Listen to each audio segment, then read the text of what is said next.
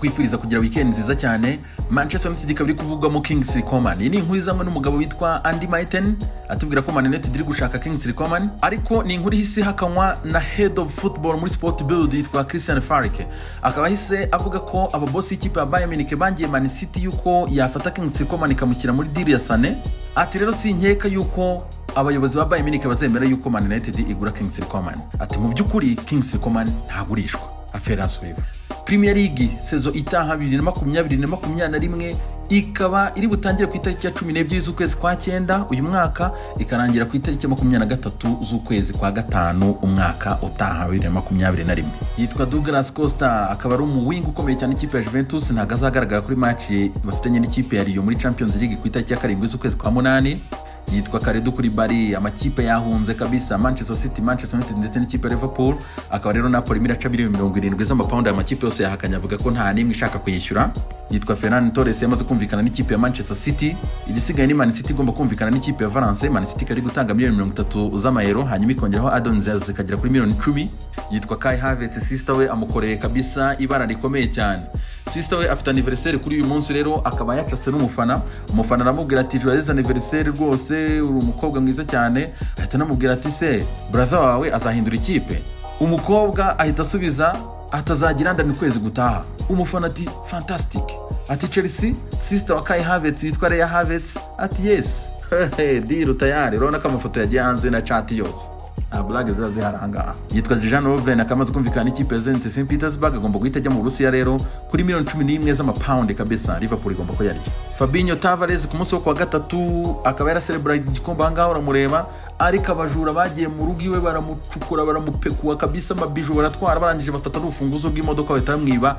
Iyi dureba ahangaha kabisa bayita RS6 kabisa, ingira henze cyane. Yitwa Thiago Alcantara arashakishwa cyane ikipe ya Liverpool, ariko kugeza kuri ubu nta bid nimwe Liverpool yatanga mu ikipe ya Bayern Munich.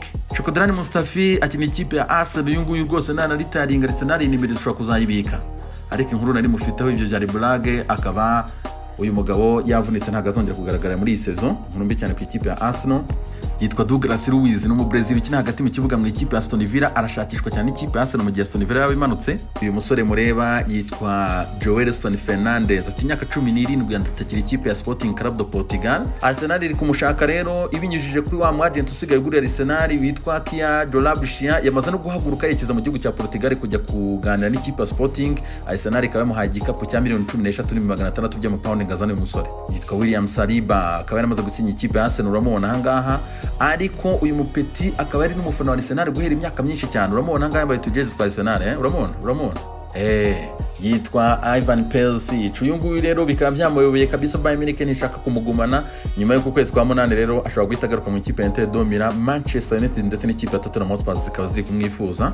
Yitwa Jadon Sancho, uyu nguyu abafana b'ikipe ya Manchester United baramukeneye cyane kabisa kumubona mu ikipe yabo, ndetse n'ikipe yabo biramushaka, ariko condition nimwe, nimutabona sport ya Champions League umwaka utaha muhite mwibagirwa Jadon Sancho muri Man United muri Isama. Yitwa Mbwana Ali Samantha, uyu nguyu yakoze amateka cyane kabisa kuba umukinnyi wa mbere w'umutanzania ukinnye muri Premier League, ariko ikipe arimo ikaba igiye kumanuka niramuka imanutse. Mbwana Ali Samantha arahiterekeza mu ikipe ya Fenerbahce kumushaka mu gihugu cya Turkiya. Mu gihugu cy'Ubufaransa tumaze kumenya igihe shampiyona izatangirira, ni ku itariki ya 21 z'ukwezi kwa 8.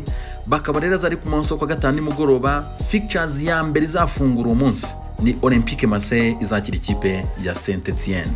Yitwa Duncan, umunyamakuru wandikira Daily Code ndetse akandikira na Sunday Times, akamaze kutubwira yuko nyuma y'uko Napoli yamaze kumvikana na Victor Osimhen, Man United nayo ikaba yatangiye kubaza ibya Gabriel Magalhaes kabisa, karumwe mu defenseur w'umutima wa defense bakomeye cyane. Ikinyamakuru kandi Daily Code nk'uko nyamakuru akomeza kugenda bitangaza, akatubwira ko uyu mukinnyi ari gushakishwa na Everton, Inter de Milan ndetse na Napoli.